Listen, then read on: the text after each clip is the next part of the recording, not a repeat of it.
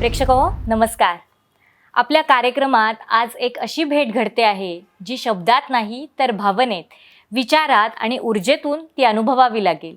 एक अशी वाणी जी धर्माचं खरं खुरं रूप उलगडते आहे, असा एक विचार जो युवकांच्या मनात आत्मविश्वास जागवतो आहे. अकोल्याची माती जिथे विचार रुजले, विदर्भाची भाषा जी थेट युवा शक्तीच्या काळजाला भिडली, ज्यांच्या वाणीतून शिवतांडवाचा हुंकार आणि भक्तीच्या जागराची अनुभूती आली, हे सगळं आज आपल्याला इथे अनुभवायला मिळणार आहे.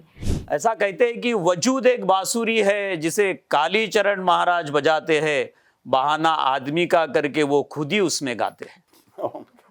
आज जो इनके मुख से जो हम सुनने वाले हैं, जो संस्कृति धरोहर है, जो संस्कृति और संस्कृति संवर्धन, सनातन धर्म की पुनर्जीवित जो करना चाहते हैं, साक्षात महर्षि अगस्ती के, काली माता के, काली के चरण से जिनका उत्पन्नता हुई है, ऐसे हमारे कालीचरण महाराज आज यहाँ पे आए हैं।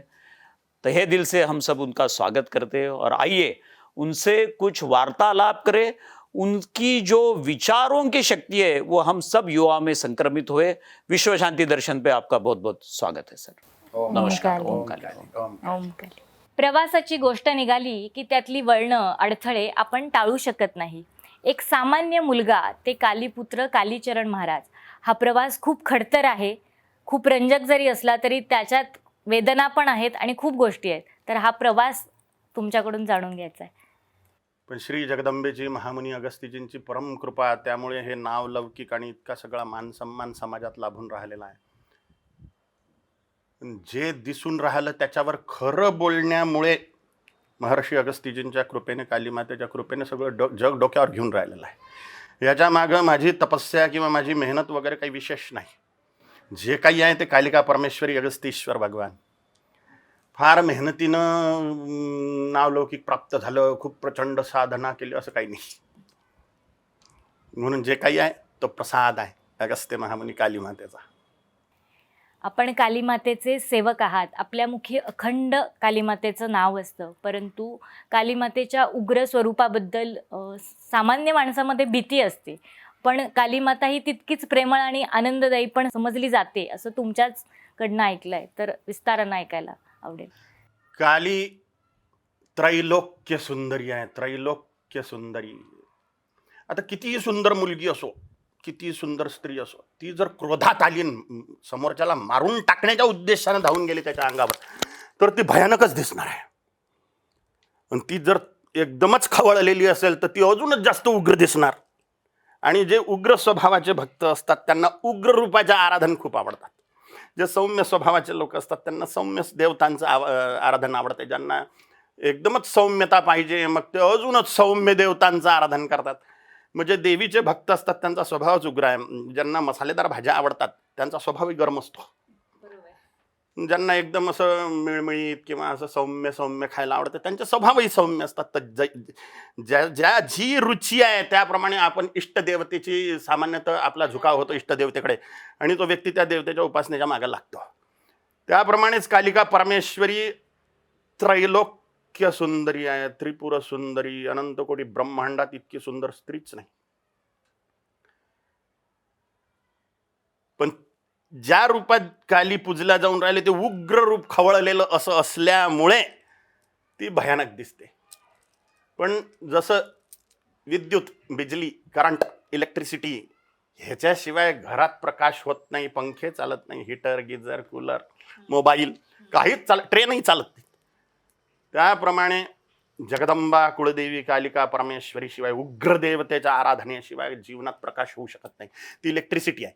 पण तिच्या नियमाने जर ती घरात फिरविली म्हणजे इलेक्ट्रिसिटी, तर जसा घरात प्रकाश होऊन जाईल, सगळं जीवन सुखी होईल. त्याप्रमाणे कुळदेवीचे सगळे नियम पाळून आपण देवीचं आराधन केलं तर आपण सुखी होऊ. नियमही काही विशेष नाही आहेत, त्यामुळे आपण देवीचं आराधन करावं आणि सुखी व्हावं. नक्कीच. आपण आता काली मातेबद्दल सांगितलं, तर शाक्त संप्रदाय म्हणजे नेमकं काय? हिंदूंमध्ये पहिले आपण धर्म म्हणजे काय, हिंदू म्हणजे काय, सनातन म्हणजे काय आणि संप्रदाय म्हणजे काय हे जाणू एक एक. धर्म धर्म म्हणजे काय? अध्यात्म विज्ञानम जीवनात धारयते ते धर्म. अध्यात्म, जसं धर्म शब्दाची व्याकरणातून व्याख्या आहे धारयते ती धर्म. धारण करणे म्हणजे धर्म. आता कपडे धारण करणे धर्म आहे काय? अलंकार धारण करणे धर्म आहे काय? घड्याळ धारण करणे धर्म आहे काय? साडी धोतर धारण करणे धर्म आहे काय? पॅन्ट शर्ट धारण करणे धर्म आहे काय? धारयते ती धर्म. मग काय धारण करणे धर्म आहे? अध्यात्म विज्ञानम जीवनात धारयते ती धर्म. अध्यात्माचं सायन्स जीवनात धारण करणे धर्म आहे. काही जण म्हणतात गुणधर्म, कर्तव्य धर्म, स्वभाव धर्म. कर्तव्याला ते धर्म म्हणून राहिले, ड्युटी म्हणजे धर्म झाला त्यांचं, कर्तव्य करणं म्हणजे धर्म झाला त्यांना. आता हे धर्माचे पर्यायवाची शब्द आहे. स्वभाव धर्म, गुणधर्म, हे धर्म शब्दाचे पर्यायवाची अर्थ आहे. सार्वभौम किंवा पूर्णतः सखोल भावार्थ नाही आहे. मूळ सखोल भावार्थ अध्यात्म विज्ञानम जीवनात धारयते ती धर्म. धर्माची गरज कशासाठी आहे? अध्यात्माचं सायन्स जीवनात उतरण्यासाठी. ईश्वर, अध्यात्म म्हणजे काय? आत्म्याच्या बाबतीतलं, ईश्वराच्या बाबतीतलं, परमात्म्याच्या बाबतीतलं म्हणजे अध्यात्म. आत्म्याच्या बाबतीतलं, परमात्म्याच्या बाबतीतलं जे काही ते अध्यात्म. अध्यात्म विज्ञान म्हणजे ईश्वराच्या प्राप्तीचं विज्ञान जीवनात धारण करणे म्हणजे धर्म. अध्यात्म विज्ञानम जीवनात धारयते ती धर्म. धर्म म्हणजे तुम्हाला कळलं, अध्यात्माचं सायन्स जीवनात धारण करणे. शॉर्टकटमध्ये ईश्वराच्या प्राप्तीचं विज्ञान म्हणजे धर्म. सनातन म्हणजे काय? होत आहे आणि राहील म्हणजे सनातन. था है और रहेगा म्हणजे सनातन. परित्राणाय साधूनाम विनाशायश्च दुष्कृताम. साधूंच्या संतांच्या रक्षणासाठी विनाश करावा लागेल दुष्टांचा. भगवान स्वतःच म्हणून राहिले. म्हणून 100% अहिंसा असंभव आहे. 100% हिंसकही होण्याची गरज नाही. संतुलन. अहिंसा परमो धर्म, धर्म हिंसा तथैव च. अच्छे को छेडना नहीं, बुरे को छोडना नहीं. हेच कार्य पोलीस लोक करून राहिले. सद्रक्षणाय खल निग्रहणाय. पोलीस लोकांचं ब्रीद वाक्य आहे, सद्रक्षणाय खल निग्रहणाय. सद्रक्षण म्हणजे काय? संतांचं, सज्जनांचं रक्षण. आणि खल म्हणजे काय? दुष्ट, त्यांचं नाश, निग्रहण. ते ठोकल्याशिवाय होत नाही निग्रहण. हेच हिंदुत्व. हिंसयती दुष्ट तथा दुर्गुणानाम सह हिंदू. समाजातील दुष्टांची आणि अंतःकरणातील दुर्गुणांची जे हिंसा करतात ते हिंदू. अंतर्बाह्य आम्हा युद्धाचा प्रसंग, रात्रंदिन जग आणि मन. तुकाराम महाराज म्हणून राहिले युद्धाचा प्रसंग आहे आम्हाला अंतर्बाह्य. अंदरही आम्ही काम करू, लोभ मोहम्मद मत्सरांशी लढून राहिलो, आमच्या विचारांशी लढून राहिलो, बाहेरही समाजाशी लढून राहिलो, दुष्टांसोबत लढून राहिलो. 100% शांती पाहिजेशील तर अंतर्बाह्य युद्ध करणं जरुरी आहे. मग ते ध्यानधारणेत युद्ध करा आपल्या षड्रिपूंशी, किंवा समाजातल्या दुष्टांशी युद्ध करा आपल्या आई बहिणींच्या संरक्षणासाठी, गोरक्षणासाठी, मंदिरांच्या रक्षणासाठी, धर्मसंस्कृतीच्या रक्षणासाठी. म्हणून हिंसयती दुष्ट तथा दुर्गुणानाम सह हिंदू. हिंदुत्वाची व्याख्या. संप्रदाय म्हणजे काय? 6 प्रकारचे साधनेचे पंथ आहे परमसत्याच्या प्राप्तीचे. शैव, वैष्णव, शाक्त, जैन, बौद्ध, सिख. शैव,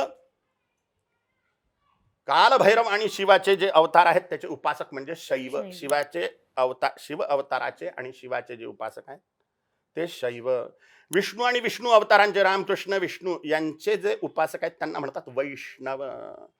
शाक्त, महालक्ष्मी, महाकाली, महासरस्वती, गायत्री, सावित्री, ब्राह्मी, वैष्णवी, शांभवी, नारसिंही, चामुंडा, यल्लम्मा, येडाई, रेणुका, ह्या ज्या देवी आहेत, देवी, ह्या देवीचे जे उपासक आहेत, ही देवी शक्ती असल्यामुळे देवीचे जे उपासक आहेत त्यांना म्हणतात शाक्त.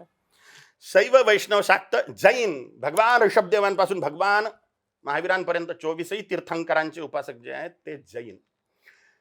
गुरु नानक देवजी महाराजांपासून गुरु गोविंद सिंहजी महाराजांपर्यंत 10 गुरूंचे जे उपासक आहेत ते सिख. भगवान बुद्धाचे जे उपासक आहेत ते बौद्ध. शैव, वैष्णव, शाक्त, जैन, बौद्ध, सिख हे मूळ भारताचे निवासी. हे 6 पंथ भारत भूमीतून प्रकट झालेले. हे 6 पंथ साधनेचे, परमसत्याच्या प्राप्तीचे, परमेश्वराच्या प्राप्तीचे. अत्यंत परमसत्य म्हणा की परमेश्वर म्हणा, ॲक्वा म्हणा, जल म्हणा, पाणी म्हणा, वॉटर म्हणा, अजून काही म्हणा, ते एकच वस्तू. परमसत्य, कैवल्य, मोक्ष, ब्रह्म साक्षात्कार, ईश्वर साक्षात्कार, परमात्मा साक्षात्कार, भगवतीचा साक्षात्कार, भगवंताचा साक्षात्कार, आत्मसाक्षात्कार, सेल्फ रिअलायझेशन, काय म्हणायचं म्हणा, ते एकच गोष्ट आहे. मोक्ष, कैवल्य, मुक्ती. त्या परमसत्य, आता त्याला कोणी परमसत्य म्हणेल, कोणी परमेश्वर म्हणेल, कोणी पराप्रकृती. आता ते पराप्रकृती म्हणा, नेचर म्हणा, निसर्ग म्हणा, ईश्वर म्हणा, काही म्हणा. त्या परमसत्याच्या प्राप्तीचे 6 प्रधान मार्ग आहेत. हे जैन, बौद्ध, सिख, शैव, वैष्णव, शाक्त हे सहाही साधना पंथ मिळून सनातन हिंदू धर्म, सनातन धर्म. धर्माचे 3 लक्षण असतात. एक असते थेओरी, एक असते प्रॅक्टिकल, सिद्धांत आणि प्रयोग. धर्म सिद्धांताचे 3 लक्षण असतात. त्या सिद्धांतांमध्ये, त्या थेओरीमध्ये 3 गोष्टी असल्या पाहिजे. टार्गेट परम सत्य किंवा ईश्वर. आता त्याला परम सत्य म्हणा किंवा ईश्वर म्हणा किंवा पराशक्ती म्हणा, हे प्रथम लक्षण.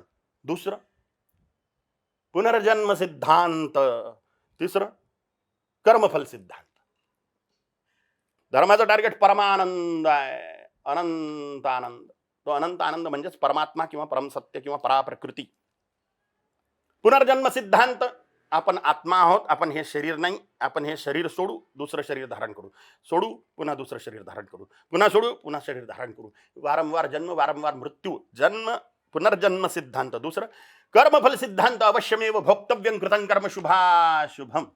अवश्य भोगा लागतील ते कर्म जे केलेले आहेत, शुभ किंवा अशुभ, भोगा लागणार जे कर्म केलेले आहेत. हा तिसरा सिद्धांत कर्मफल सिद्धांत. जे लोक ईश्वर मानतात पण ईश्वर न्यायकारी नाही आहे, त्याच्यासमोर क्षमा मागितली की तो माफ करून टाकीन, अशा ज्या खोळसट आणि भळसट कल्पना आहेत, ते जे मानणार आहे ते नास्तिकच आहेत. आस्तिक नाहीच. आस्तिकतेचे 3 स्वरूप असतात. आस्तिकता म्हणजे एक पहिलं, ईश्वर आहे. दुसरं, तो सर्वव्यापी आहे. तिसरं, तो न्यायकारी आहे. आता जो सर्वव्यापी आहे त्याच्यापासून काय लपलेला आहे? काहीच लपलेलं नाही. मग त्याच्यापासून काहीच लपलेलं नाही, तो काय कुकर्म आणि सत्कर्म दोन्ही पाहून राहिला. आणि तो न्यायकारी आहे. आणि तो न्यायकारी आहे, सर्वसमर्थ ईश्वर आहे. तो सर्वव्यापी आणि सर्वसमर्थ आहे आणि तो न्यायकारी आहे. ही आस्तिकतेची मूळ धारणा आहे. जो आस्तिक आहे त्याच्या हृदयात ह्या धारणा स्थिर असतील की ईश्वर आहे, तो सर्वव्यापी आहे, तो 7वें आसमान पे बैठा हुआ आहे, असं नाही आहे त्याच्या मनात. हे आस्तिकताच नव्हे, 7वें आसमान. ईश्वर सर्वव्यापी आहे, तो सगळं काही पाहून राहिलं, तो सर्वसमर्थ आहे. असा व्यक्ती जो ईश्वराचं न्यायत्व मानून राहिला, न्यायकारकत्व मानून राहिला, तो कुकर्म करील कसा अंधारात? तो कुकर्म करूच शकत नाही. त्याला माहित आहे ईश्वर पाहूनच राहिला, आणि तो दंड देणार कुकर्माचा आणि पुरस्कार देणार सत्कर्माचा. म्हणून तो निरंतर सत्कर्म करत राहील आणि त्याच्यासाठी श्रद्धा ठेवील, त्याचं फळ प्राप्तीसाठी, किंवा निष्काम कर्म करील किंवा सकाम कर्म करील, पण चांगलेच कर्म करील. तो कुकर्म अंधारातही करणार नाही ज्याची ईश्वर निष्ठा आहे. तो म्हणजे ईश्वर पाहून राहिला, मी करणार नाही कुकर्म, ईश्वराला नाही आवडणार. म्हणून ज्या व्यक्तींना असं वाटतं की आपण सुखीच राहिलो पाहिजे, त्यांनी ईश्वराचं न्यायकारकत्व मानलं पाहिजे. धर्म सायन्स सांगून राहिलं ईश्वर आहे, तो सर्वव्यापी आणि सर्वसमर्थ आहे आणि तो न्यायकारी आहे. माफी नावाची वस्तू नाही. एक तर प्रायश्चित्त करा, मंत्र जप, ध्यान, तीर्थयात्रा, यज्ञयाग, गुरुसेवा, गोसेवा, दुःखी लोकांची सेवा, वृक्षारोपण, ज्या काही समाजसेवा आहे, जगताच्या कल्याणाच्या सेवा, तन मन पैशानं जगत कल्याणकारी कामं करसाल तर पाप धुतल्या जातील. सुकर्मानं कुकर्म धुतल्या जातात, पुण्यकर्मानं पापकर्म धुतल्या जातात. माफी नाही. एक तर प्रायश्चित्त घ्या किंवा भोगा. भोगणं कठीण आहे, प्रायश्चित्त सोपं आहे. भोगणं कठीण आहे. म्हणून ईश्वर सर्वव्यापी आहे, सर्वसमर्थ आहे, न्यायकारी आहे, सगळं काही पाहून राहिलेलं आहे. ही ईश्वरनिष्ठा. नास्तिकता काय आहे? हे आस्तिकता झाली. नास्तिकता काय? ईश्वर नाही, पुढच्या सगळ्याच गोष्टी खतम. धर्म म्हणजे ईश्वराच्या प्राप्तीचं सायन्स. धर्म सायन्सच्या ह्या 3 लक्षणं असतात. धर्म थेओरीचं 3 लक्षणं आधी जे सांगितले ते पुनर्जन्म सिद्धांत, कर्मफल सिद्धांत, टार्गेट परमात्मा किंवा परमानंद परमेश्वर. 6 साधनेचे पंथ, या परमसत्याच्या प्राप्तीचे 6 पंथ सांगितले मी. जैन, बौद्ध, सिख, शैव, वैष्णव, शाक्त. एकाच पंथाचे जे साधकांचा समूह आहे, बौद्ध समाजाचे म्हणजे बौद्ध साधना पद्धती करणारे इतके लोक, शाक्त साधना पद्धती करणारे इतके लोक, वैष्णव साधना पद्धती, अमुक प्रकारचे साधना पद्धतीवर, त्या मार्गावर चालणारे, त्या पंथावर चालणाऱ्या लोकांचा समूह म्हणजे संप्रदाय. आपण स्वतःला कालीपुत्र का म्हणता? काली मातेने मला सांगितलं,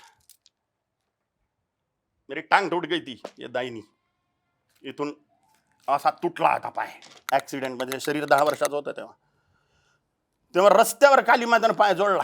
रस्त्यावर. प्रत्यक्ष आहे कालिका परमेश्वरी, प्रत्यक्ष. स्वप्नातली गोष्ट नाही सांगून राहिलो.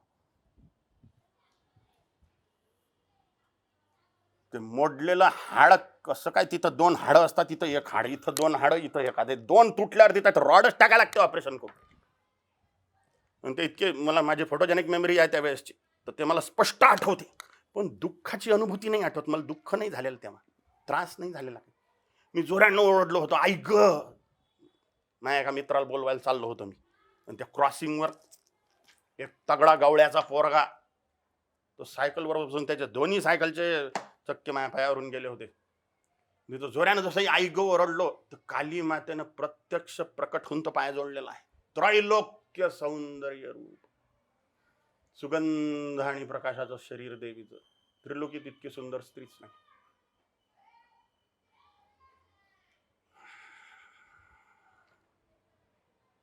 ते देवीचं रूप पाहून देवीनं पाय जोडला आणि माझ्या हातात ठेवला. असा मी असा पाय धरून बसलो होता. आता देवीला पाहून माझ्या मनात प्रश्न उत्पन्न झाला, ही कोण, ही कोण, असा प्रश्न मनात आला. आणि देवीनं उत्तर दिलं, अहम तव माता कालिका परमेश्वरी, मी तुझी आई कालिका परमेश्वरी. तेव्हापासून मी कालीचा पोरगा घरात सांगत सुटलो.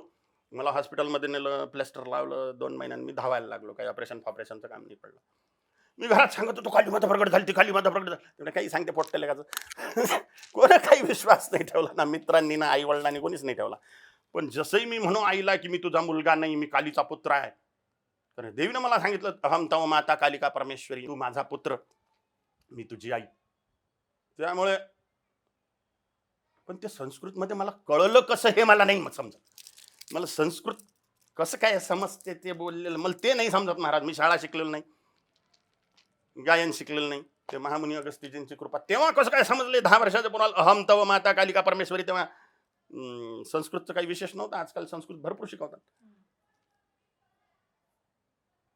पण ते मला कळलं आणि ते डोक्यातच बसलं तशा वाक्य, अहम तव माता कालिका परमेश्वरी, मी तुझी आई कालिका परमेश्वरी. मी आईला म्हणायचो, आईची भारी जीव येत होती या शरीराची जी आई. हो 9 महिने पाळलं तुला पोटात आणि चालला आपला कालीचा पोरगा.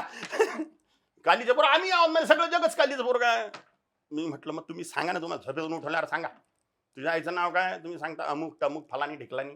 तुम्ही सांगा ना माझी आई काली. मला कोणी विचारलं तर मी कालीच सांगतो. त्यामुळे मी कालीचा पुत्र असा माझा अहंकार आहे. म्हणजे कधीच तोडू नाही शकत. कोणी मला मारून टाकलं तरी मी कालीचा पुत्रच राहीन. सुंदरतेचा अहंकार तुटू शकते, की सुंदरता नष्ट झाली तुटला अहंकार. पैशाचा अहंकार तुटू शकते, पैसे खतम झाले, भिकारी झाला माणूस, अहंकार तुटला. पागल झाला की ज्ञानाचा अहंकार तुटला. डोले शोले खतम झाले, बळीचा अहंकार तुटला. सगळ्या प्रकारचे अहंकार तुटू शकतात. मी कालीचा पुत्र. तुमच्या आईचं नाव काय? स्मिता. आता तुम्ही स्मिताची मुलगी. आता अहंकार कसं काय तुटू शकत नाही. अहंकार ये मेरा टूट नाही सकता. मी कालीचा पुत्र आहे. सगळेच जण आहे, मग सगळेजण सांगा ना. सामान्य माणसात माझ्यात एवढाच फरक आहे की मी सांगतो, तुम्ही नाही सांगत. ओम काली. ओम काली. महाराज छत्रपती शिवाजी महाराज, प्रभू रामचंद्र, स्वामी विवेकानंद, रामकृष्ण परमहंस यांची आराध्य देवता पण देवी माता समजली जाते. अजून शाक्त संप्रदायात महापुरुष होऊन गेले, त्यांच्याविषयी विशेषत्वानं तुमच्याकडून जाणून घ्यायला नक्कीच आवडेल. पहिलं राजा लोकांचं आपण घेऊ. महाराजा विक्रमादित्य, गुरु गोविंद सिंहजी महाराज राजा नव्हते पण राजासारखेच होते. हे राजा लोक. महाराजा विक्रमादित्य, उज्जैनी नरेश, ते कालीच इष्ट होतं त्यांचं. त्यांची कुळदेवी हरसिद्धी देवी मानल्या जाते असं म्हणतात. पण त्यांची इष्ट देवी काली, उज्जैनी महाकाली. ते शक्तिपीठ विलुप्त आहे उज्जैनमध्ये. ते प्रकट होईन कालांतराने जगदंबेच्या इच्छेने. भगवती कालिका परमेश्वरीनंच त्यांना वेताळ दिले होते तंत्रविद्येतून. आणि त्या जोरावर त्यांची त्रिलोकीत सुकीर्ती होती, स्वर्गात सुकीर्ती होती. इंद्र भगवानांनी त्यांना आसन दिलं होतं. ते सिंहासन 32 नावाची स्टोरी ऐकली असेल, कहाणी. ते 32 अप्सरांनी ते सिंहासन धरून ठेवलेलं होतं. तर त्यांची अशी अद्भुत तंत्रविद्या होती त्यांच्याकडे. पण ते देवीचं डायरेक्ट वरदान होतं विक्रमादित्याजींना. छत्रपती शिवाजी महाराजांची गोष्ट जगजाहीर आहे. भवानीनं तलवार दिली होती म्हणून आपण हिंदू म्हणून वाचलो. देवीनं तलवार दिली नसती तर आपण वाचलोच नसतो हिंदू म्हणून. गुरु गोविंद सिंहजी महाराजांची कुळदेवी नयना देवी. ते देवीचंच वंदन करते. प्रथम स्मर्याव भगवती असं त्यांचं वाक्य आहे. पहिल्यांदा मी भगवती स्मरण करीन. त्यांनी हिंदुत्वाचं रक्षण केलं गुरु गोविंद सिंहजी महाराजांनी. महर्षी लोकांना, महामुनी अगस्त्य, भगवती ललिता त्रिपुर सुंदरी महामुनी अगस्तीजींसमोर प्रकट झाली. चारीच्या चारी शंकराचार्यांमध्ये सगळ्यात जास्त प्रसिद्ध कोणती असेल तर ती आहे श्रीविद्या. तर ती श्रीविद्या म्हणजे ललिता त्रिपुर सुंदरी राजराजेश्वरी. ती सगळ्यात पहिले महामुनी अगस्तीजींसमोर प्रकट झाली आणि त्यांनी सगळ्या जगात तिचा प्रचार प्रसार केला.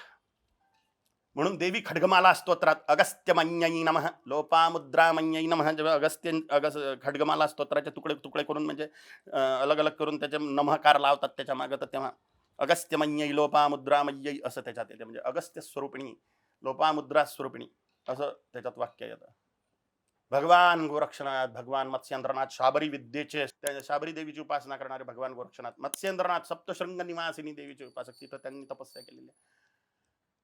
अघोरी कीनारामजी, हिंगलांबिका देवीचे, हिंगलाज देवीचे परम भक्त, त्यांचं प्रचंड शक्तिशाली स्मशानात ते बसलेले असत, तर त्यांनी खोपड्या ठमोर ठेवलेल्या कपाल, त्याला त्याच्या तोंडात चणे देऊन राहिले, खरमुरे काय म्हणतात त्याला, फुटाणे, त्या खोपड्या खाऊन राहिल्या. कुठं चाललं ते?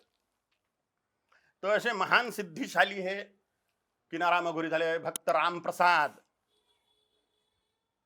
भगवती जगदंबा ते जेव्हा कुंपण घालत होते तेव्हा त्यांना देवी मदत करायची, छोटं रूप धारण करून कुंपणाच्या मागून दोरी द्यायचे. तिथे लाल लाल पाहून त्याने लाल मुली कोणत्या मुलीच्या हात आहेत, ते देवीचे.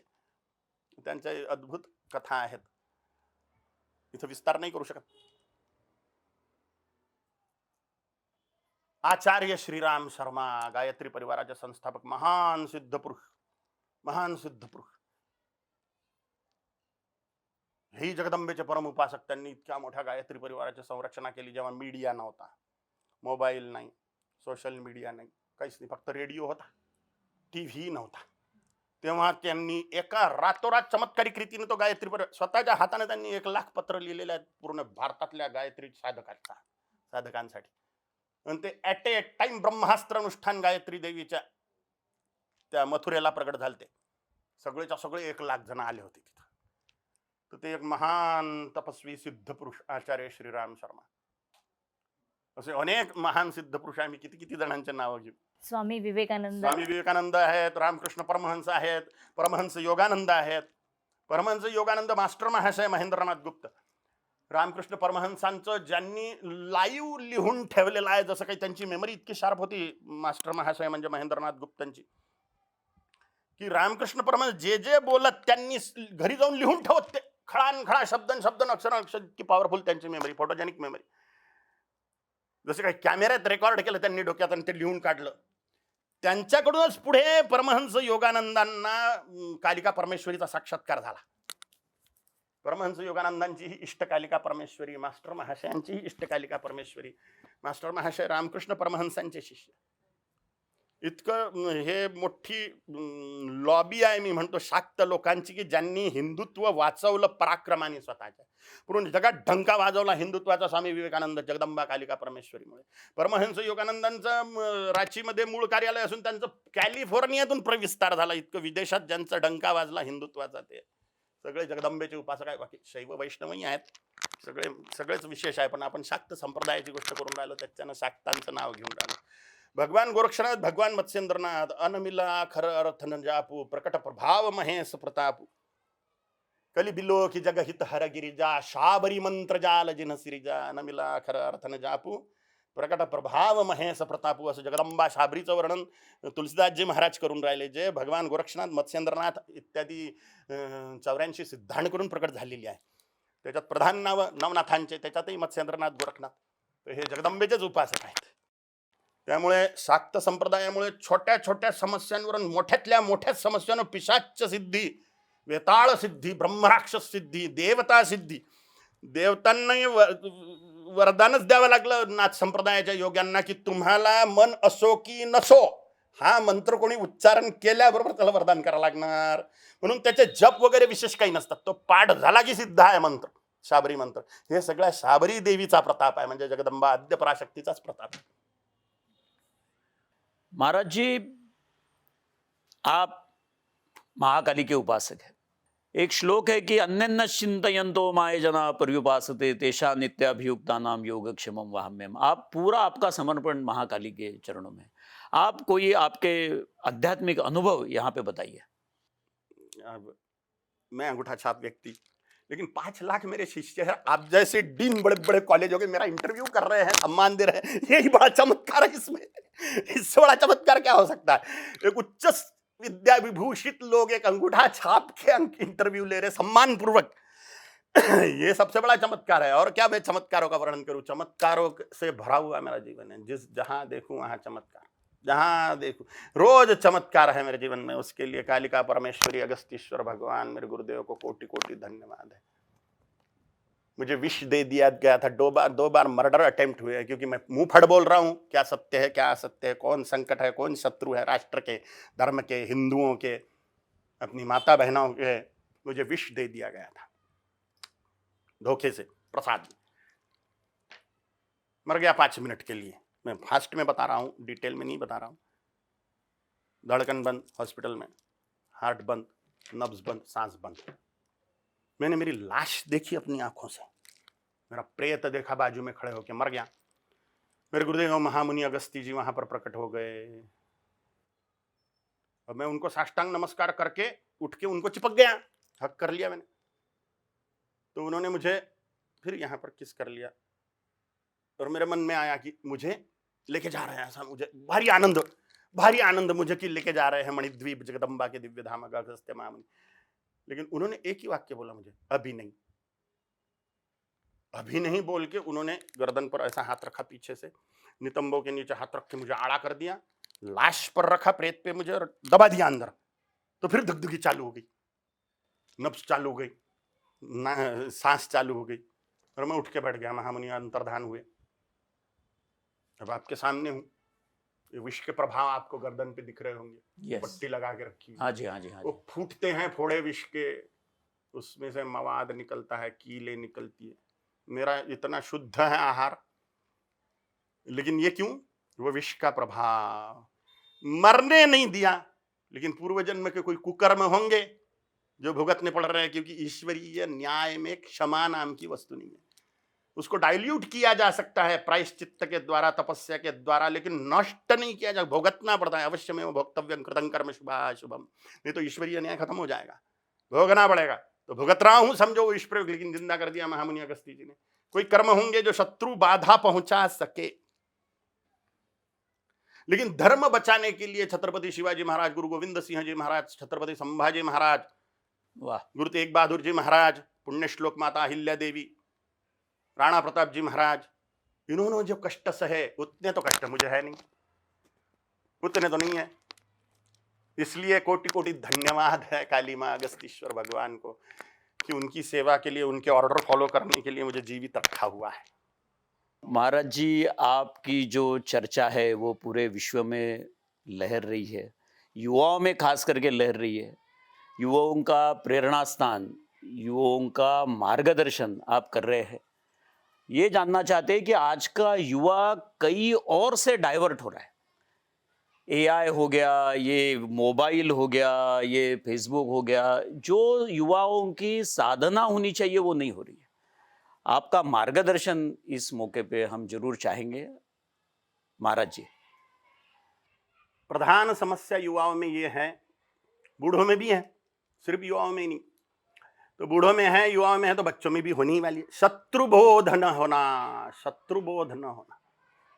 हमारे आंतरिक शत्रु कौन है, बाह्य शत्रु कौन है, हमारे हित शत्रु कौन है, राष्ट्र शत्रु कौन है, धर्म शत्रु कौन है, संस्कृति के शत्रु कौन है, अपनी बहन बेटियों के शत्रु कौन है, हमारी संपत्ति के शत्रु कौन है, हमारे शरीर के शत्रु कौन है, मन के शत्रु कौन है, बुद्धि के शत्रु कौन है, धन के शत्रु कौन है, हमारे संपत्ति के शत्रु कौन है, हमारे मोक्ष के शत्रु कौन है, हमारे ईश्वर प्राप्ति के शत्रु कौन है। ये शत्रुबोध हिंदुओं में ना होना, ये बहुत बड़ा ड्रॉबैक है, ये बहुत बड़ी घातक चीज है कि हमें शत्रु ही नहीं समझ में आ रहा है कौन है हमारा।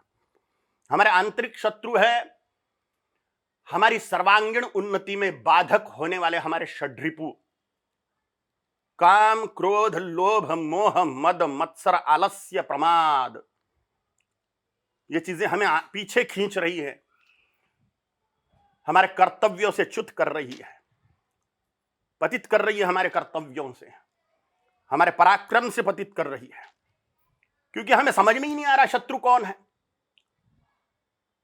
मोबाइल अपने आप में कोई बुरी अथवा अच्छी चीज नहीं है, उसका सदुपयोग या दुरुपयोग अच्छा या बुरा होता है। बंदूक अपने आप में कोई अच्छी या बुरी चीज नहीं है, उसका सदुपयोग दुरुपयोग अपने आप में अच्छा या बुरा होता है। तंत्र विद्या हो या पराक्रम हो या धन संपत्ति हो या ज्ञान हो, या अपने आप में कोई बुरी या अच्छी चीज नहीं है, इसका सदुपयोग दुरुपयोग अच्छा या बुरा परिणाम निकालता है, पाप या पुण्य को प्रकट करता है। हिंदुओं को यह समझ में आना चाहिए, हिंदुओं को कोई मुझे बोलना है, अन्य किसी को बोलने की मुझे जरूरत नहीं है। शत्रुबोध पहचाने, हमारे स्वयं के आत्मज्ञान के जो शत्रु हैं, हमारी आध्यात्मिक और भौतिक उन्नति के शत्रु जो है फालतू की काम वासना, फालतू का क्रोध, फालतू का ईगो, फालतू की चिड़चिड़ाहट, फालतू का प्रमाद, आलस्य, ये हमारे आंतरिक शत्रु है। और बाह्य शत्रु वो है जो हमारे धर्म मार्ग का नाश कर रहे हैं, मोक्ष मार्ग का नाश कर रहे हैं, गौ माता का नाश कर रहे हैं, हमारे मंदिरों का नाश कर रहे हैं, हमारी संस्कृति का नाश कर रहे हैं। धर्म के शत्रु हैं, राष्ट्र के शत्रु है, हमारी सेना के शत्रु हैं, हमारी भारतीय सेना के शत्रु है, वो हमारे बाह्य शत्रु है, हमारे व्यापार के शत्रु है। हमारा व्यापार कौन छीन रहा है, आप जरा देखिए आजू बाजू, संकेत समझिए कौन हमारे रियल शत्रु है। अगर हमें सत्य में रियल शत्रुओं का, हमारे सत्य रूप में हमें शत्रुओं का बोध हो जाए, हमें शत्रुबोध प्राप्त हो जाए, तो हम अपने आप को इतना महान बना सकते, इतना पराक्रमी बना सकते, इतने ज्ञानी, पराक्रमी, बलवान, समृद्ध, संपत्तिशाली बना सकते हैं, और आध्यात्मिक और भौतिक दोनों प्रकार का चरम उत्कर्ष, परम उत्कर्ष प्राप्त कर सकते हैं और सुखी हो सकते हैं हमेशा हमेशा के लिए, जन्म जन्मांतर के लिए। मैं और आपसे एक निवेदन करना चाहता हूं कि आजकल जो यूनिवर्सिटी में जो शिक्षण देने वाले जो विद्यापीठ है, और आपके मन में जो विद्यापीठ की संकल्पना है, इस मौके पर आप हमारे पूरे विश्व शांति दर्शन चैनल के लोगों को आपका यूनिवर्सिटी का कंसेप्ट बताइए, आपकी राय। इसका प्रधान कारण है जीवन आवश्यक शिक्षा का 100% अभाव, 100%। बॉडी बिल्डिंग सिखा रहे स्कूलों में? नहीं। सेल्फ डिफेंस सिखा रहे? नहीं। स्वसुरक्षा सिखा रहे? नहीं। व्यापार गणित सिखा रहे? नहीं। मनोविज्ञान स्कूलों में बिल्कुल नहीं सिखाया जाता। शस्त्र विद्या, मल्ल विद्या, जिम कहीं स्कूलों में नहीं है। बॉडी बनाना नहीं सिखाया जाता। वो बुड्ढों को सिखाने वाली पीटी सिखाई जाती है, जिसको बुड्ढों को भी कोई फायदा नहीं होता उसके। वो पीटी ऐसे हाथ करो, ऐसे करो, ऊपर करो, नीचे करो, लकड़ी के छोटे छोटे डंबल दे रहे हैं 50-50 ग्राम के उनको बजाने के लिए। क्यों? क्योंकि चाहते हैं भारतीय लोग उन्नत ना हो, ये अमीर ना बने, ये संपत्तिशाली ना बने, ये ज्ञानी ना बने, ये वैज्ञानिक ना बने, ये मनोवैज्ञानिक ना बने, ये धर्म वैज्ञानिक ना बने, ये राष्ट्र सोने की चिड़िया ना बने, ये जगतगुरु ना बने, ये भारत माता, ये चक्रवर्ती सम्राट ना बने, ये कमजोर लोग रहे, ये नौकर बने रहे।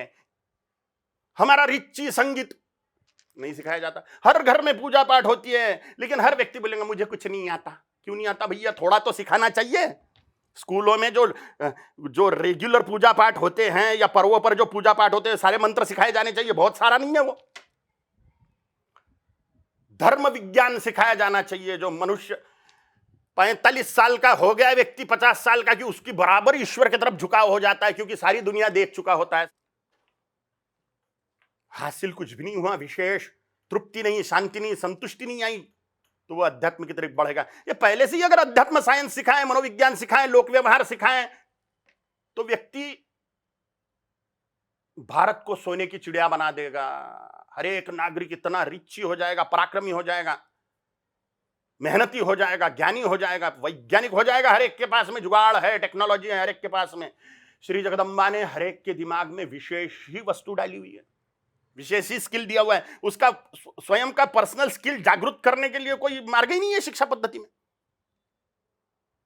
महाराज जी, संस्कृति और संस्कृति संवर्धन, ये ही भारत को विश्व गुरु तक ले जा सकते हैं। अभी आपने भारत जगत गुरु की बात किया, क्या आपके मन में इस दौरान क्या आपके मन में आ रहा है? संस्कृति माने क्या? अध्यात्म विज्ञानम जीवनात् धारयते इति धर्मः। परम सत्य को, परमात्मा को, ईश्वर को, आत्मा को प्राप्त कराने वाला साइंस माने धर्म। ये धर्म को सहज रीति से जीवन में उतार देवे, सहजता से बिना मेहनत के उतार देवे, ऐसी विधि व्यवस्था माने संस्कृति, जिससे संस्कार दिए जा सके। क्या बात है, वाह। जिसके जीवन में धर्म अध्यात्म संस्कृति है, वही ईश्वरीय अनुशासन मानेगा, ईश्वर की न्याय व्यवस्था मानेगा, आस्तिकता को मानेगा। आस्तिकता माने ईश्वर है, सर्वव्यापी और सर्वसमर्थ है, और वह न्यायकारी है। तो ऐसा व्यक्ति अंधेरे में भी कुकर्म नहीं करेगा, आत्मानुशासन उसमें रहेगा, खुद ही अनुशासन रहेगा। उसके लिए लॉ और ऑर्डर की कोई जरूरत ही नहीं है, वाह। उसके लिए बाह्य कायदे कानून की जरूरत ही नहीं है। बाह्य कायदे कानून उनके लिए हैं जो उद्दंड प्रकृति के हैं, जिनको ईश्वरीय अनुशासन मान्य नहीं है, जो कुकर्मी हैं, जो बाहर तो बड़ा अच्छा दिखावा करेंगे लेकिन अंधेरे में कुकर्म करेंगे, क्योंकि उनको देखने वाले का डर ही नहीं है। और जिसका विश्वास है कि ईश्वर देख रहा है, तो अंधेरे में भी कुकर्म नहीं करेगा, क्योंकि ईश्वर न्यायकारी है, माफी मांगने से वो क्षमा नहीं करेगा, वो कुकर्म का दंड देगा। तो ऐसा व्यक्ति जिसकी आस्तिक मान्यता है, वो धर्म को जीवन में उतारने से ही संभव है, ईश्वर की प्राप्ति के साइंस को ही जीवन में उतारने से संभव है। और वो सहजता से उतारने की विधि व्यवस्था माने संस्कृति, जो संस्कार देती है। वाह। ओम काली, ओम काले, ओम काले। महाराज जी, हम विश्व शांति दर्शन चैनल पे आपका ये पॉडकास्ट हो रहा है। हमारे सभी युवक और हमारे जितने भी प्रोफेसर्स है, डायरेक्टर्स, डीन्स है, ये सब ये पॉडकास्ट को देखने वाले हैं। विश्व शांति दर्शन जब हम बोलते हैं तो पूरे विश्व में विश्व शांति हो, इसके लिए हम प्रयास कर रहे हैं। तो आपकी संकल्पना विश्व शांति के बारे में क्या है? विश्व में तभी शांति संभव है जब साधुओं का परित्राण हो और दुष्टों का विनाश हो। जब तक के दुष्ट विद्यमान हैं, तब तक के शांति संभव नहीं है। वो अच्छों को शांति से जीने देने वाले नहीं है। तो दुष्टों के नाश के लिए हमें सुदृढ़ धर्म धारणा आवश्यक है, हिंदुत्व की धारणा आवश्यक है। हिंसयति दुष्ट तथा दुर्गुणानाम सह हिंदु, जो समाज में कि दुष्टों की और स्वयं के अंतःकरण के दुर्गुणों की हिंसा करते हैं, वह हिंदू। कोई लोग बोलेंगे अहिंसा परमो धर्म, अहिंसा से धर्म रक्षा संभव ही नहीं है। नहीं तो छत्रपति शिवाजी महाराज, गुरु गोविंद सिंह जी महाराज, भगवान श्री रामचंद्र, भगवान श्री कृष्णचंद्र जी महाराज, इन्होंने हिंसा काय को करते थे? करोड़ों राक्षस भगवान श्री रामचंद्र प्रभु ने शांति स्थापित करने के लिए मार डाले। 166 कोटि जनसंख्या 18 दिन में मरवा दी भगवान श्री कृष्ण ने महाभारत युद्ध में। एक जगह के बुला के सारे दुनिया के अशांति करने वाले लोगों को एक जगह बुलाया, निपटा ही डाला, क्योंकि समझाने से शांति नहीं होती। वाह। धर्म युद्ध से शांति स्थापित होती है। इसलिए भगवत गीता की ऑर्डर है, सुख दुखे समे कृत्वा लाभा लाभौ जया जयौ ततो युद्धाय युज्यस्व नैवं पापम वाप्स्यसि। सुख मिलेगा या दुख मिलेगा, लाभ होगा या हानि होगी, विजय होगा कि पराजय होगा, इसका विचार किए बिना मेरी प्रसन्नता के लिए युद्ध कर, जिससे मैं सारे त्रिलोकी में शांति स्थापित करूंगा। शांति माने सन्नाटा नहीं, शांति माने परमानंद, उत्सव, उत्साह माने शांति। सन्नाटा माने वो शांति नहीं, शांति माने सब आनंद में है, सब उत्साह में है, सब उत्सव में है, ये शांति है। आपने इतने सारे प्रश्न मुझे पूछे, आपने मेरा इंटरव्यू लिया, मेरे अनुभव जाने, मेरे विचार जाने, अगस्त्य महामुनि कालिका परमेश्वरी के अनुभव जाने। मैं आपसे ये प्रश्न पूछना चाहता हूं कि आपने इस चैनल का नाम विश्व शांति दर्शन चैनल क्यों रखा? महाराज जी, बड़ा अच्छा प्रश्न आपने ये पूछा है। विश्व शांति के जनक और विश्व शांति दूत प्रोफेसर विश्वधर्मी रिवेड professor doctor Vishwanath D Karad, Vishwanath Dadarao Karad, ये विश्व शांति चैनल के जनक है, जिनकी एक धारणा है कि to promote the culture of peace in the world and to establish the peace loving holistic global society, पूरे विश्व में शांति लहरे, शांति फैले, इसके लिए जिन्होंने अपना जीवन दान किया है, इनका नाम डॉक्टर विश्वनाथ कराड है। इन्होंने विश्व का सबसे बड़ा गुंबद बनाया है कि जिसमें विश्व शांति का प्रचार और प्रसार होवे, और उसको नाम दिया है स्पिरिचुअली ओरिएंटेड साइंटिफिक लेबोरेटरी, आध्यात्मिक शास्त्र की वैज्ञानिक प्रयोगशाला। खुद इंजीनियर है, बी मैकेनिकल है, कभी 1961-62 में government college of engineering Pune से उन्होंने शिक्षा प्राप्त की है, मास्टर्स पीएचडी वाशिंगटन डीसी से है। ऐसा आदमी जब विश्व शांति की बात करता है, और वो भी संतों के माध्यम से, आपके माध्यम से, जो संत बोले, और आप तो महाराज स्पिरिचुअल साइंटिस्ट है, आप तो पूरा ज्ञान विज्ञान जानते हैं, और आपके मुंह से जब ये बातें जन सामान्यों के पास पहुंचेंगी तो उसका एक इम्पैक्ट अलग होगा, और इसकी जिम्मेदारी है उसके आप जैसे लोग, हमारे आदरणीय प्राध्यापक डॉक्टर विश्वनाथ कराड़ सर के, आप हो गए, डॉक्टर विजय भटकर हो गए हमारे, तो आप जैसे ये स्पिरिचुअल साइंटिस्ट है, इनके माध्यम से ये बातें विश्व शांति के लोगों तक जाना चाहिए। ये जो विश्व शांति का गुंबद बना हुआ है, उसमें ये गोलमेज परिषद के नाते उसमें संतों के पुतले हैं, स्टैचूज ऑफ सेंट्स, और हर एक विश्व के संत उसमें है। फिर बाद में साइंटिस्ट है, पूरे साइंटिस्ट डोम के आउटर में है, और फिलोसोफर है। तो ये तीनों को मिलके जो विश्व शांति की बात हो रही है, वो आपके माध्यम से, ये विश्व शांति गुंबद के माध्यम से सारे जगह तक पहुंचे, ये कराड़ सर का मानना है। आज तक कभी कभी 13 मंदिरों का सर ने निर्माण किया है, उसमें साक्षात बद्रीनाथ में जो देवभूमि है, जो तपस्या भूमि है, जहाँ पे माणा गांव के करीब, जहाँ पे माता सरस्वती का उगम होता है, जहाँ पे संस्कृति पूरे विश्व में लहरती है, उसके जगह पे माता सरस्वती के मंदिर की स्थापना की, वो भी केवल 63 डेज में, और माइनस टेम्परेचर में। सर की जो टीम थी उन्होंने उसको किया है। उनके गांव में रामेश्वर में भगवान श्री राम का मंदिर बनाया है। उन्होंने जो राजबाग करके जो परिचय है, जहाँ पे विश्व शांति गुंबद है, वहाँ पे उन्होंने विश्व दर्शन देवता का मंदिर बनाया। ऐसे कई मंदिर बनाए हैं।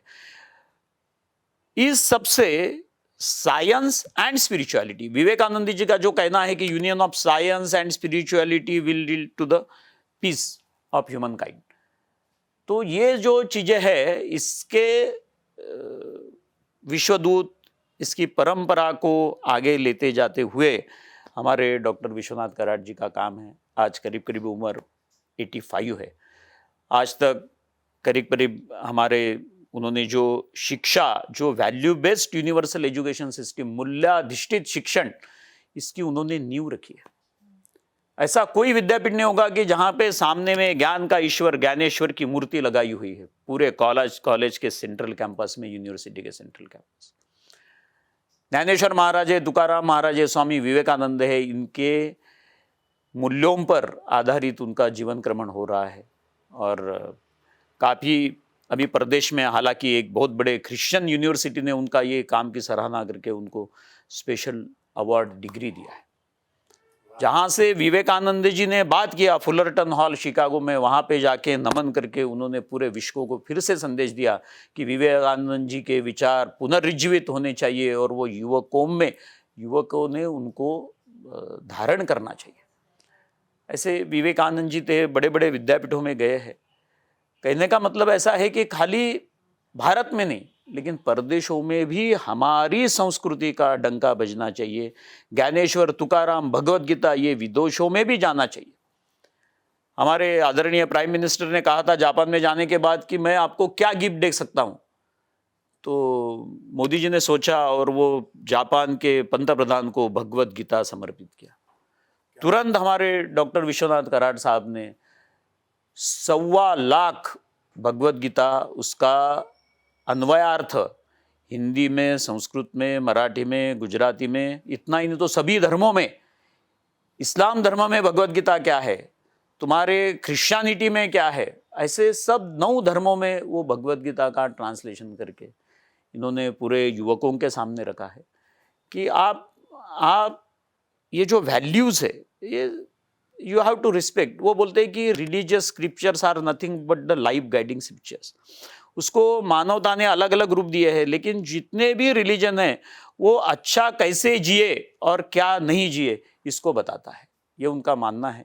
और इसलिए भगवत गीता का पूरा उन्होंने ट्रांसलेशन करके, यही नहीं, ज्ञानेश्वर माउली का जो पसायदान है उसको भी करीब करीब जितनी भी दुनिया की भाषा है उसमें ट्रांसलेट करके हर एक भाषा में पसायदान, वो कहते हैं कि ये विश्व गीत है। हम तो राष्ट्रगीत कहते हैं, लेकिन पसायदान जो माउली ने दिया है वो विश्व गीत है, और उससे हम प्रार्थना करें। तो ये सर का सर बहुत बड़ा कार्य है। ये कार्य में ज्योत से ज्योत जगाते चलो, आपकी ज्योत उनकी ज्योत एक चल के, ये वैश्विक कार्य, वैश्विक शांति आगे बढ़े। इन्हीं भावनाओं के साथ मैं अपने प्रश्न के उत्तर को विराम देता हूँ। पहले तो सर जी को मैं ये बोलना चाहूँगा कि चैनल का नाम के पीछे इतना बड़ा विस्तृत व्यक्तित्व है, और वो सुन के भी मुझे ऐसा लग रहा है उनके एक जीवन में, उनके 70-80 साल के जीवन में, 85 साल के जीवन में उन्होंने 850 साल का काम कर लिया है। वाह वाह। तो ऐसा मुझे लग रहा है इतना विस्तृत कार्य किसी देव चेतना से प्रेरित व्यक्ति के द्वारा ही घटित हो सकता है। आपने बोला उनके पीछे ज्ञानेश्वर महाराज, विवेकानंद जी के आशीर्वाद है ही, तो ये कार्य देखते हुए इसमें कोई संशय नहीं रहता कि उनको इतने दिव्य महापुरुषों के और सिद्धों के आशीर्वाद प्राप्त है। ऐसी जानकारी मुझे प्राप्त हो कि मैं ही स्वयं को धन्य महसूस कर रहा हूँ। आपको कोटि कोटि धन्यवाद है इस जानकारी को देने के लिए। और देवी माँ की प्रेरणा से मुझे ये प्रश्न भी अच्छा सूझा और आपने जानकारी भी दी। जी, काली माँ को भी धन्यवाद है, अगस्त्य महामुनि जी को भी धन्यवाद है। आपकी शिवोपासना और आपका शिव तांडव स्तोत्र, इससे आज की मुलाकात का समापन हम करेंगे, फिर मिलेंगे, लेकिन आज के लिए शिव तांडव स्तोत्र। अभी दीदी ने बोला है कि मैं शिव तांडव स्तोत्र के 2-4 पद गाऊं, तो ओम अगस्तीश्वराय नमः, ओम काली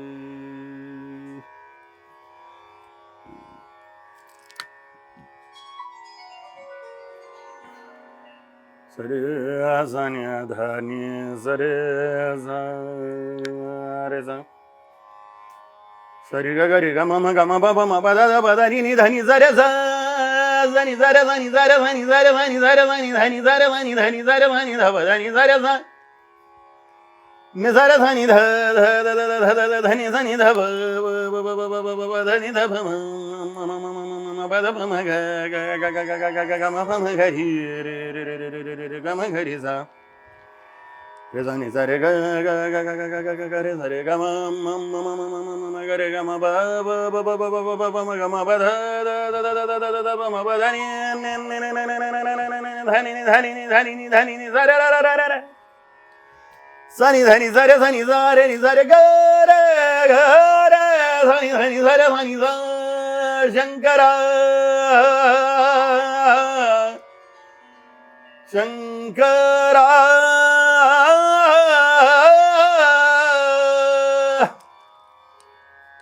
ओम जटाटवी गलज्जल प्रवाह पावित स्थले गलेवलं व्यलंबितं भुजंग दुंग मालिका डमड्डमड्डमड्डमन्निनादवड्डमर्वयं जगार जण्ड दाण्ड वन्दनोऽधुन शिव शिव जटागटाः सम्भ्रम भ्रमन्निलिम्ब निर्झरी विलोलवीजिवल्लरी विराजमानमूर्धनि धगद् धगद् धगद् ज्वलल्ललाटपट्ट पावके किशोर चन्द्रशेखरे रतिः प्रतिक्षणं मम धराधरेन्द्र नन्दिनी विलास बन्धु बन्धुरस्फुरद्दिगन्ध सन्तति प्रमोदमान मानसे कृपाकटाक्ष धोरणी निरुद्ध दुर्धरापदी क्वचिद्दिगम्बरे मनो विनोद मेधु वस्तुनिये निजर धनि द द द ध द द धनि धनि ध ब ब ब ब ब ब ब धनि ध ब म म म म म म ब ध प म ग ग ग ग ग ग ग म प म ग रि रि रि रि रि रि रि ग म ग रि सा रे सा नि सा रे ग ग ग ग ग ग ग रे सा रे ग म म म म म म ग रे ग म ब ब ब ब ब ब ब म ग म ब the the the the the the the ब म ब ध नि नि नि नि धनि नि धनि नि धनि नि धनि नि सा रे रे रे रे रे रे रे रे रे धनि धनि सा रे सा नि सा रे सा रे सा रे सा रे सा रे सा रे सा रे सा जयत्वदभ्रविभ्रम जयत्वदभ्रविभ्रम भ्रमद्भुजङ्गमश्वसद्विनिर्गमत्क्रम स्फुरत्करालभालहव्यवाट् धिमिद् धिमिद् धिमिद् धनन् मृदङ्ग दुङ्ग मङ्गलध्वनिक्रम प्रवर्धित प्रचण्ड ताण्डव शिवः प्रचण्ड ताण्डव शिवः प्रचण्ड ताण्डव शिवः प्रचण्ड ताण्डव शिवः प्रचण्ड ताण्डव शिवः ॐ अगस्तीश्वराय नमः। ॐ काली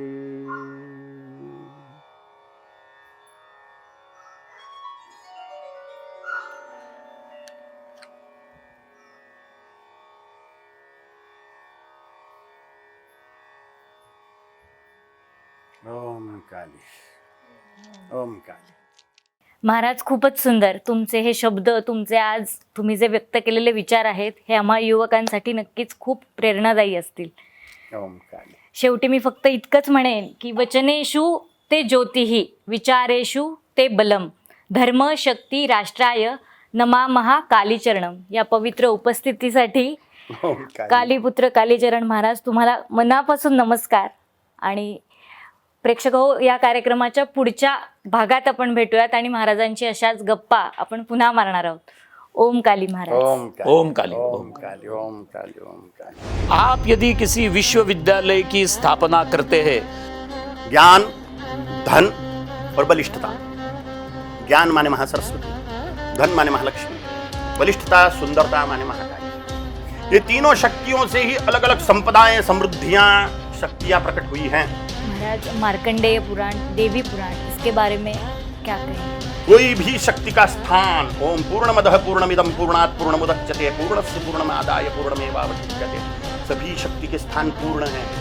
भौतिकता का एक पूर्णता का उदाहरण, पूर्ण में से अगर पूर्ण में निकल गया तो बचा वो भी पूर्ण और निकला वो भी पूर्ण. वाह. और आपका जो वहाँ पे पूजा हुआ, आपने जो वहाँ पे स्तोत्र गाया, इसके बारे में थोड़ा जानना चाहते हैं और आपके मुखों से वो स्तोत्र सुनना चाहते हैं. अहि गिरिनंदिनी नंदित मेदिनी विश्व विनोदिनी नंदिनुदे गिरिवर विंध्य शिरोधिनी वासिनी विष्णु विलासिनी जिष्णुनुदे